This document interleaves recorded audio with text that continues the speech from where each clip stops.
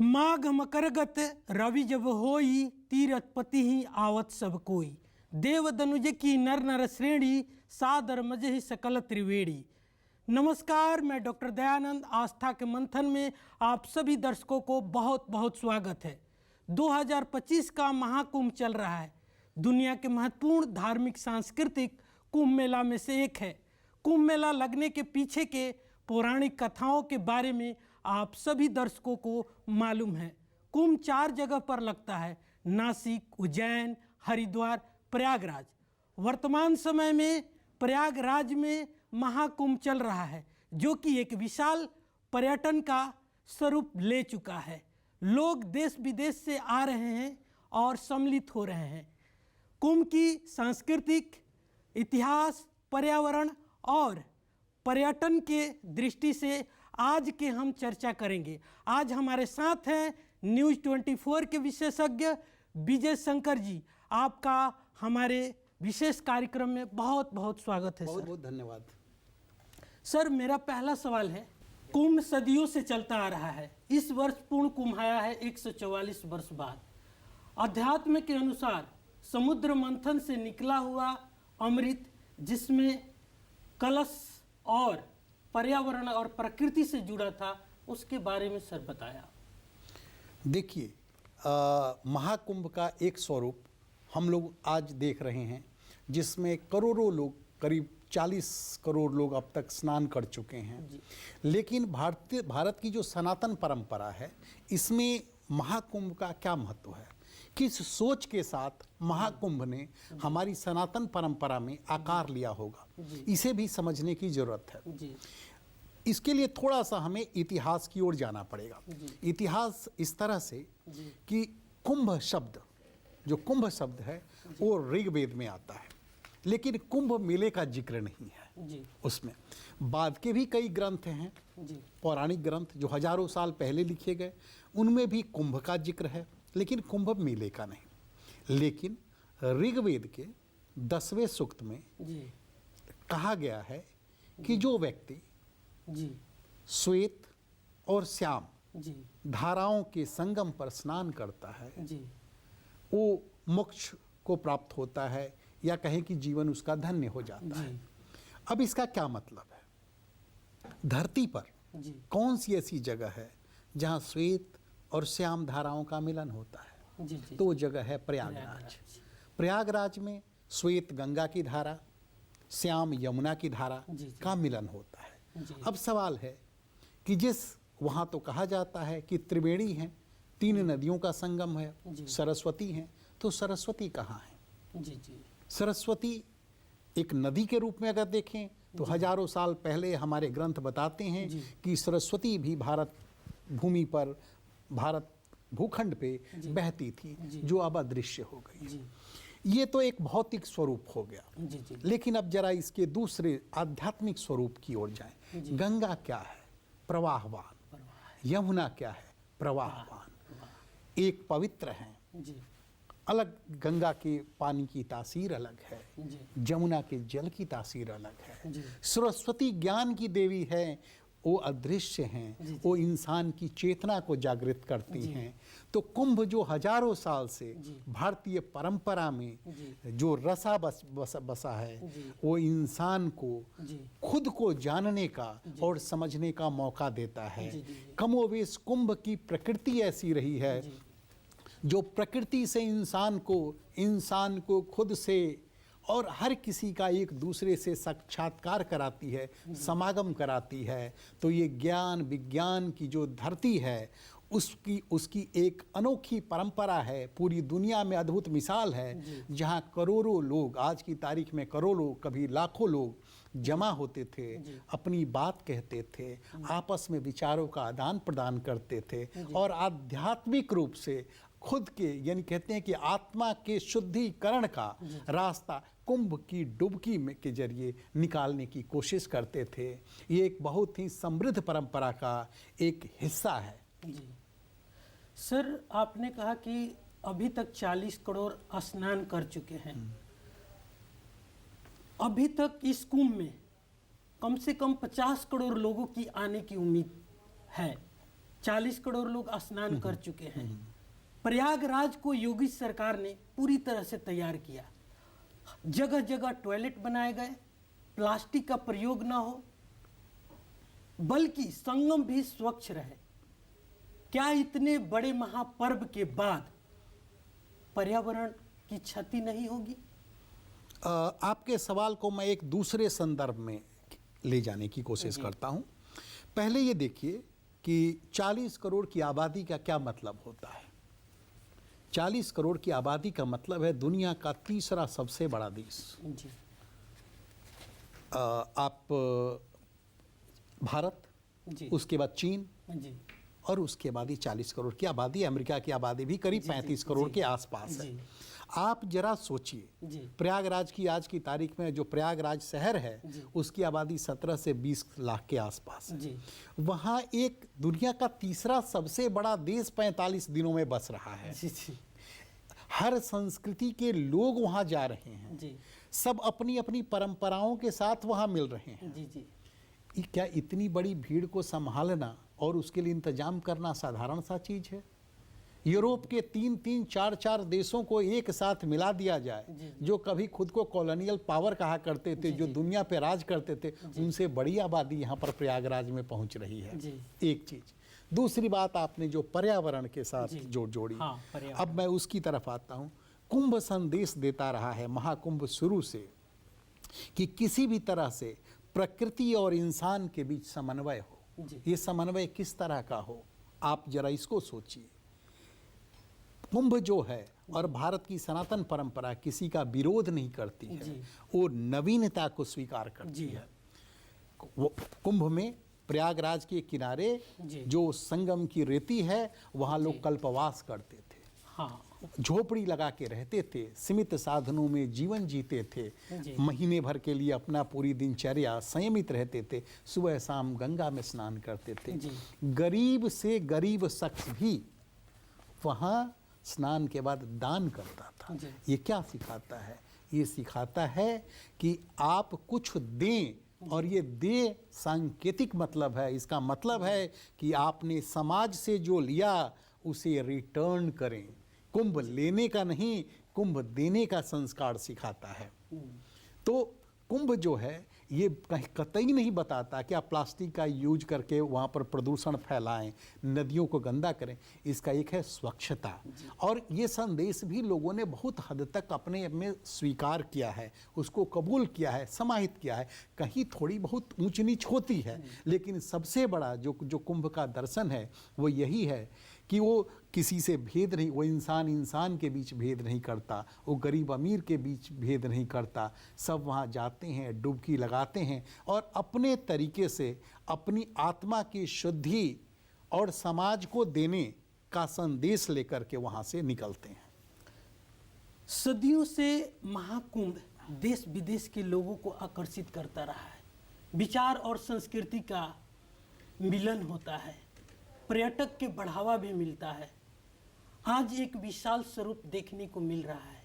इसके ऊपर योगी सरकार ने 6000 करोड़ रुपए खर्च किए हैं कुंभ मेला पर। इसमें सरकार का कितना फायदा होगा, इसके ऊपर आप क्या कहेंगे? देखिए, आपने ये आस्था के अर्थशास्त्र की बात की कि इस आस्था के अर्थशास्त्र से क्या मिलेगा, सरकार को क्या मिलेगा, लेकिन मैं इसको थोड़ा और दूसरे तरीके से इसको ले जाना चाहूँगा। कुंभ कोई आज से नहीं लग रहा है। कुंभ कब से लग रहा है, कुंभ का इतिहास क्या है, ये इसका कोई ठोस इतिहास में प्रमाण नहीं है।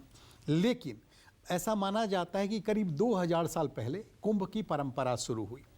हम इसको संक्षेप में इसलिए बता रहे हैं और इसका जिक्र कर रहे हैं कि इसे समझा जा सके कि कुंभ किस तरह से भारतीय परंपरा में आधुनिकता के साथ बढ़ा, और उसी के साथ हम इस अर्थशास्त्र को भी जोड़ेंगे जिसका आपने जिक्र किया। तो करीब 2-2500 साल पहले, चूँकि बौद्ध साहित्य 2500 साल पहले आए, उनमें जिक्र है कि जो लोग अत्याचारी से अत्याचारी आदमी भी अगर प्रयागराज में महाकुंभ में डुबकी लगा लेता है तो उसके जो पाप हैं वो खत्म नहीं होंगे। इसका मतलब कुंभ की उस वक्त, उस दौर में ऐसी महिमा रही होगी कि 2500 साल पहले कहा जा रहा है कि यहाँ पर डुबकी लगा लेने से मोक्ष मिलता है। ठीक है, क्योंकि कहा जा रहा है बहुत अत्याचारी आदमी को भी मोक्ष नहीं मिलता। ठीक है, या हो सकता है उसका जो ट्रांसलेशन हो दूसरे फॉर्म में हो, कहा गया हो, ये भी कहा गया हो कि अत्याचारी से अत्याचारी व्यक्ति को मोक्ष मिल जाता है, एक पहलू। दूसरा, जब 7वीं शताब्दी में हम लोग आते हैं तो हर्षवर्धन का जो दौर था, राजा हर्षवर्धन का, उस समय में कुंभ थोड़ा व्यवस्थित होता है, घाटों का निर्माण होता है, लोग वहाँ पर दान पुण्य करते हैं। और खुद उसी दौर में चाइनीज यात्री ट्रैवलर फांग्यान आते हैं जो 15 साल भारत में रहे और उन्होंने भारत पर अपनी डायरी लिखी। उस डायरी में उन्होंने लिखा है कि हर 5वें साल हर्षवर्धन जो है वो प्रयागराज जाते थे और अपनी अच्छी खासी संपत्ति दान करते थे। तो शायद वो कुंभ और अर्धकुंभ का जिक्र कर रहे हैं। चूंकि उन्होंने 5 साल काउंट किया तो हो सकता है वो 6 साल हो। तो कुंभ और अर्धकुंभ तो दान पुण्य की परंपरा हर्षवर्धन के दौर में रही। आगे इसको थोड़ा और व्यवस्थित रूप आदि शंकराचार्य के दौर में आता है, जब उन्होंने अखाड़ों की स्थापना की और अखाड़े को कुंभ में महत्व मिलने लगा एक अलग तरीके से। अब इसके बाद थोड़ा और आगे बढ़ के आते हैं हम लोग अकबर, मुगलों के दौर में। मुगलों ने भी समझा कि भारतीय संस्कृति में ये अद्भुत चीज़ है प्रयागराज का कुंभ। तो अकबर ने प्रयागराज को, आज के प्रयागराज को वो अपना सूबा बनाया और वो कड़ा के नाम से जाना जाता था, कड़ा। और करीब 25 साल उम्र रही होगी और जब उसने अकबर खुद प्रयागराज में कुंभ देखने गया था, कुंभ मेला देखने गया था। और पहली बार इतिहास में ऐसा प्रमाण मिलता है कि अकबर ने अपने 2 अफसर नियुक्त किए थे घाटों के निर्माण के लिए, साफ सफाई के लिए। तो उस वक्त का जो साहित्य है उपलब्ध है, मुगलकालीन साहित्य, उसके मुताबिक मुगलिया सल्तनत ने जितना खर्चा किया कुंभ के आयोजन पर उससे डबल की कमाई की। ठीक है, तो ये कुंभ के अर्थशास्त्र का एक सबूत यहाँ से शुरू होता है। इसके कुछ समय के बाद, इसके जस्ट कुछ समय के बाद, अगर जब ये माने कि 200 साल के बाद, जब अंग्रेज़ों के पैर इधर पड़े और अंग्रेज काफ़ी मजबूत हुए, बेसिकली पैर नहीं पड़े, मजबूत हुए होने लगे अंग्रेज, तो उनकी भी कुंभ में दिलचस्पी जगी। उन्होंने भी जितना इन्वेस्ट किया, उन्होंने अफसर नियुक्त करने शुरू कर दिए, इंचार्ज बनाए, टैक्स लगाने शुरू कर दिए कुंभ यात्रियों पे। तो ये फिर आगे बढ़ता गया और वहाँ जितना इन्वेस्टमेंट होता था उससे डबल कमाई होती रही।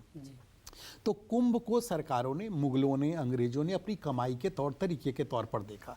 अब हम आते हैं बाद के दिनों में, जहाँ पर आप योगी सरकार की बात कर रहे हैं। तो अभी माना जा रहा है कि सरकार ने करीब 7,000 करोड़ रुपए खर्च किए हैं महाकुंभ के आयोजन पर और 2 लाख करोड़ रुपए की इकोनॉमी में, यूपी और देश की इकोनॉमी में जोड़ने का अनुमान खुद योगी आदित्यनाथ जी ने लगाया है। लेकिन ऐसा माना जा रहा है कि जिस तरह से खर्च हुआ और जिस तरह से एक पूरा रिलीजियस टूरिज्म के लिए एक पूरा कॉरिडोर बन रहा है, जो कुंभ महाकुंभ में आए लोग फिर वाराणसी जा रहे हैं, फिर आपका इधर पूरा अलग अलग धार्मिक स्थलों पर जा रहे हैं, तो इससे एक अनुमान लगाया जा रहा है कि करीब 4 लाख करोड़ रुपए, 4 लाख करोड़ रुपए देश की अर्थव्यवस्था में जुटने का अनुमान है। हमारे अधिकतर सभ्यताएं नदी किनारे बसी हुई है। हमारे तीर्थ स्थल भी नदी किनारे हैं। हमारे अधिकतर पर्व त्योहार नदी किनारे मनाए जाते हैं। अगर नदी नहीं बचाए गया तो क्या हमारे धर्म और सभ्यताएं बच पाएगी? देखिए, प्रयागराज तो कहें या कुंभ कहें, कुंभ जो भी है कहीं भी वो यही संदेश देता है कि प्रकृति के साथ किस तरह से तालमेल बनाना है, सबको, इंसान को किस तरह से बनाना है, नदियों को किस तरह से बचाना है। और चाहे सिर्फ अगर देखा जाए तो कुंभ जितने भी जगह आयोजित होते हैं, 4 जगह जो देश में आयोजित होते हैं, वो सब नदियों के किनारे होते हैं। जरा आप उनकी महत्व उसका देखिए। हरिद्वार जहाँ हिमालय से गंगा उतरती है, प्रयागराज जहाँ गंगा जमुना सरस्वती मिलती है, नासिक जिसको दक्षिण की गंगा कहते हैं। तो कहीं ना कहीं कुंभ तो साफ सफाई रखने और नदियों को बचाने का संदेश देता है। वो हर पेड़ में देवता देखता है, वो हर नदी में माँ देखता है। तो ये हमारी भारतीय संस्कृति है जो बचाने का संदेश तो सैकड़ों साल हजारों साल से देती रही, तो कुंभ तो इसको और आगे बढ़ा रहा है इस एजेंडे को। और महाकुंभ के मंच से भी इस बार यही बात हुई है कि नदियों को किस तरह से बचाना है और किस तरह से साफ रखना है, ये हर कोई संदेश वहां से लेके जा रहा है हर श्रद्धालु। जी, बहुत अच्छा आपने बताया नदियों के बारे में। कुंभ सदियों से संस्कृतियों का मिलन रहा है। देश विदेश से हर धर्म संप्रदाय के लोग आते रहे हैं और सम्मिलित होते हैं। आज डिजिटल युग है, दुनिया में पल पल की कुंभ की खबरें जा रही है, यहाँ तक कि अंतरिक्ष से भी देखा जा सकता है। क्या यही उद्देश्य है वसुधैव कुटुंबकम का?